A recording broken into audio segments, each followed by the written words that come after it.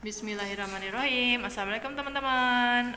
Kita hari ini belajar matematik lagi ya. Sekarang pembelajaran 2. Nah, kita belajar tentang PKN, yaitu pengamalan Pancasila sila ke-1 dan ke-2.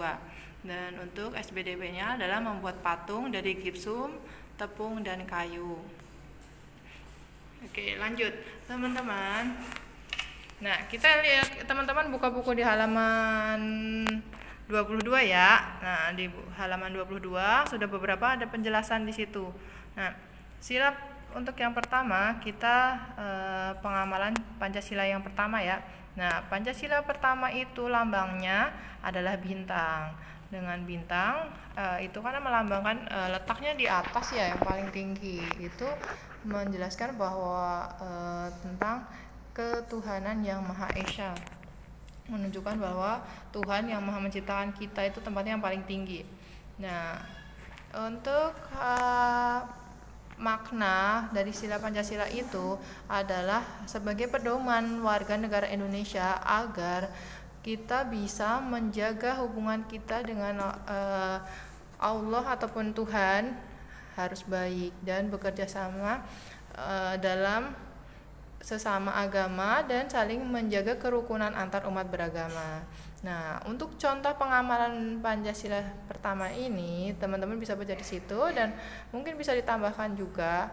Nah, dengan cara misalnya kita beribadah dengan tekun, terus melaksanakan perintah agama dan menjauhi larangannya, itu termasuk pengamalan sila Pancasila yang pertama. Nah, untuk yang lain bisa juga teman-teman saling menghormati antar agama dan saling membantu antar agama, tidak mengejek agama lain, itu juga termasuk. Oke, untuk sekarang sila yang kedua ya. Nah, sila kedua itu lambangnya rantai ya teman-teman. Nah, maksud rantai itu adalah melambangkan sila yang kedua yang bunyinya kemanusiaan yang adil dan beradab. Nah, maksudnya adalah untuk persamaan derajat, menghargai hak asasi manusia, solidaritas antar sesama manusia dan perdamaian. Jadi, dengan adanya Pancasila kedua ini, warga negara Indonesia diajak atau diarahkan untuk bisa bekerja sama dengan orang lain untuk saling membantu, menjaga dan tidak menyakiti satu sama lain. Karena manusia sebenarnya memiliki kedudukan yang sama di mata Tuhannya. Tidak ada yang kaya, miskin, semuanya memiliki kedudukan yang sama. Yang membedakannya adalah akhlak dan amalannya.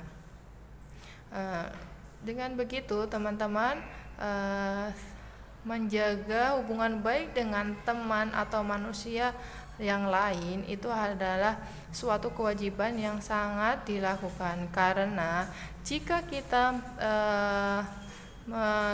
ada beberapa masalah dengan orang lain, itu akan membuat mempengaruhi kehidupan kita.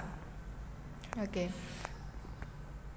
Itu untuk contoh pengamalan Pancasila yang kedua ini adalah contohnya dengan menjenguk orang sakit, kemudian berbagi rezeki dengan orang yang membutuhkan, ataupun membantu orang lain yang sedang membutuhkan bantuan kita. Selain itu, kita juga bisa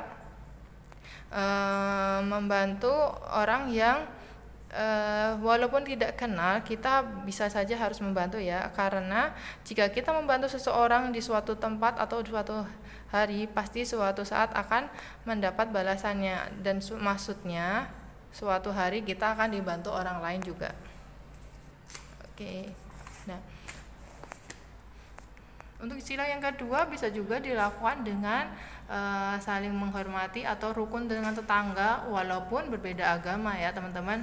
Nah, di Indonesia ada 6 agama yang dianut penduduknya. Di antaranya adalah Islam, Kristen Protestan dan Katolik, Hindu, Buddha dan Konghucu. Ya, teman-teman paham ya? Jadi sebagai warga negara kita yang baik, maka teman-teman juga memiliki kewajiban untuk mengamalkan Pancasila loh ya. Nah, untuk teman-teman sekarang kan masih jadi siswa nih ya. Jadi teman-teman tugasnya adalah untuk sila yang pertama, beribadah dengan baik kepada Allah, menghormati agama lain, saling membantu. Nah, bisa juga gitu. Dan untuk yang sila kedua, teman-teman bisa amalkan bekerja sama dalam belajar, tidak saling mengejek, nah, saling membantu dalam kesulitan apapun. Itu yang teman-teman bisa amalkan. Oke. Selanjutnya kita di halaman 25 ya teman-teman. Nah, di sini ada beberapa contoh, yaitu 10 patung bersejarah di Jakarta. Karena SPDP kita bahas patung, kita kenali juga ya kekayaan di Indonesia kita. Di Indonesia, di Jakarta saja nih ada 10 patung bersejarah. Pasti seru ya teman-teman, kalau ada waktu boleh ke sini ya. Nah, di sana kita tidak hanya berwisata, tapi bisa mempelajari sejarah dari negara Indonesia ini. Untuk yang pertama, Monumen Nasional yang ada di lapangan Medan Merdeka ya, Jakarta Pusat, dan dibuatnya tahun 17 Agustus 1961. Nah, ini kan ada 10, teman-teman nanti ada tugas ya untuk merangkum monumennya berada di mana, terus keunikannya apa, dibuat tanggal berapa. Nanti udah share tugasnya. Oke. Yang kedua, patung Selamat Datang. Nah, patung Selamat Datang ini dibangun dalam rangka menyambut para peserta Asian Games keempat yang diadakan di Jakarta. Wih, keren. Nih, gambarnya seperti ini. Letaknya berada di Bundaran HI ya. Oke. Teman-teman pasti pernah lah ke sana ya, lewat atau main ke sana. Oke, yang ketiga adalah patung Dirgantara. Patung Dirgantara ini berada di daerah Pancoran. Ini terbuat dari perunggu ya teman-teman. Pengecoran patung perunggu artistik dekoratif Yogyakarta, pimpinan 1 Gardono. Ini yang memimpin pembangunannya. Oke, yang keempat, patung Jenderal Sudirman. Nih. Nah, kenapa patung Jenderal Sudirman dibuat patung? Karena keberanian Jenderal Sudirman dalam memimpin atau di dalam memimpin pasukan gerilya pada masa perang kemerdekaan dulu sangat gigih sekali dan menghasilkan kemenangan. Jadi untuk mengenangnya dibuatlah patung Jenderal Sudirman. Yang kelima, patung Arjuna Wijaya. Nah, Arjuna Wijaya ini adanya di sebelah kiri pintu masuk salah satu gerbang Monas.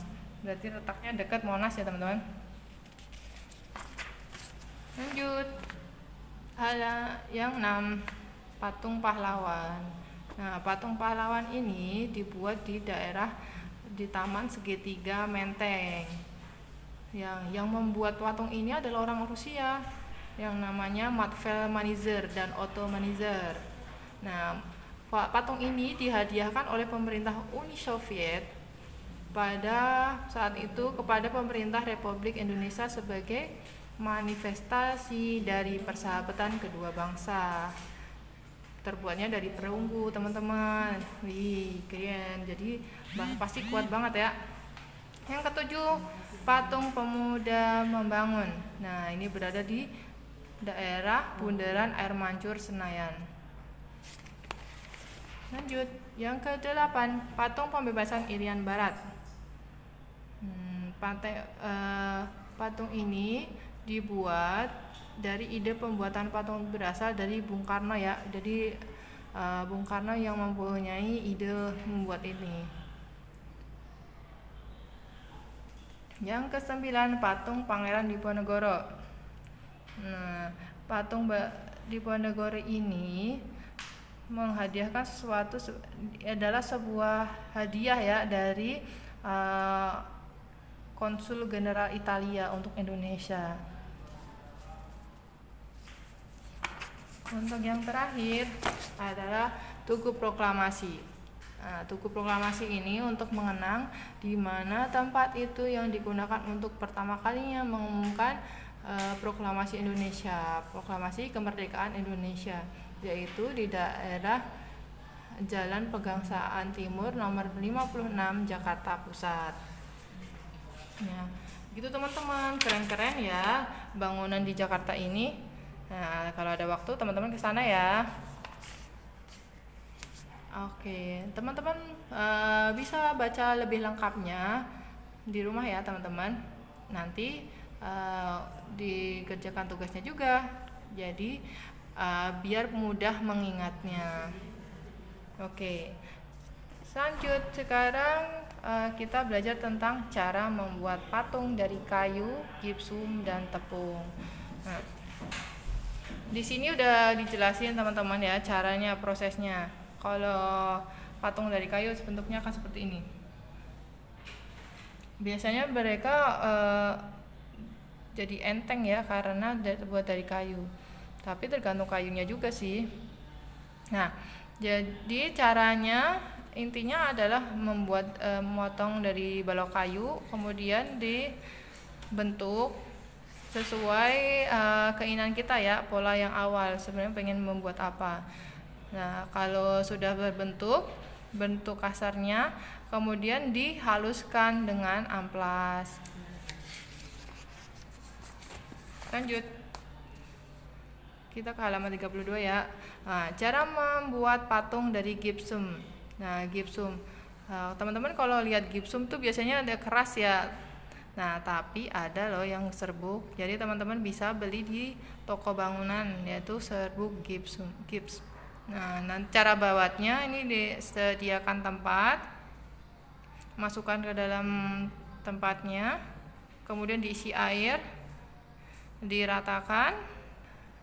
Kalau sudah encer, nanti didiamkan dulu agar bisa kering. Kalau sudah tempatnya dibuka, baru nanti dibentuk sesuai dengan keinginan. Nah, untuk akhirnya karena gipsum itu warna putih, teman-teman bisa warnain macam-macam untuk yang lebih menarik. Jadi agar lebih menarik. Bisa juga dengan cara membuat patung dari tepung. Nah, biasanya tepung yang digunakan adalah tepung beras, terigu, dan tepung kanji. Dan untuk merekatkannya adalah lem kayu agar tidak mudah rapuh dan terlihat padat. Oke, terima kasih teman-teman. Selamat belajar. Wassalamualaikum warahmatullahi wabarakatuh.